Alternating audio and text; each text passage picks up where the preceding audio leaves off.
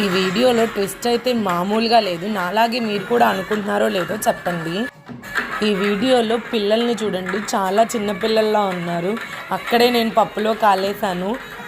చిన్న పిల్లలు కాబట్టి పెద్దగా మనీ ఎవరు ఇచ్చినట్లేదు అనుకున్నాను. అందుకే చిన్న వినాయకుడిని పెట్టి వినాయక చవితి రోజే నిమజ్జన చేస్తున్నారు అనుకున్నాను. ఏ మాటకు ఆ మాట చెప్పాలి.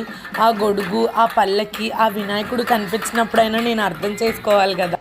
ఇంకా ఆ డీటెయిలింగ్కి వస్తే ఆ గొడుగు అయితే సూపర్ ఉంది. హ్యాండ్మేడెడ్ అనుకుంటా. ఆ లైటింగ్కో ఏమో నాకు తెలియదు, కానీ వినాయకుడు అయితే భలే మెరుస్తున్నాడు. జిగేల్ జిగేల్ మన్ని జూమ్ చేసి చూపిద్దామని ట్రై చేశాను, బట్ క్యాప్చర్ అవ్వలేదు. స్వామివారికి పెట్టిన కిరీటం అయితే ఆయన కోసమే చేసినంత అందంగా ఉంది ఆ బొమ్మకి.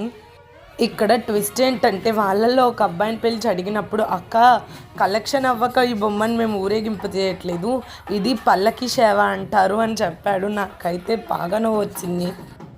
అందరూ ఏప్రిల్లో ఫూల్ అయితే నేను చవితి రోజు ఫూల్ అయ్యాను. నాలాగే మీరు కూడా నిమజ్జనకి తీసుకెళ్తున్నారు అనుకున్నారా? కామెంట్ చేయండి.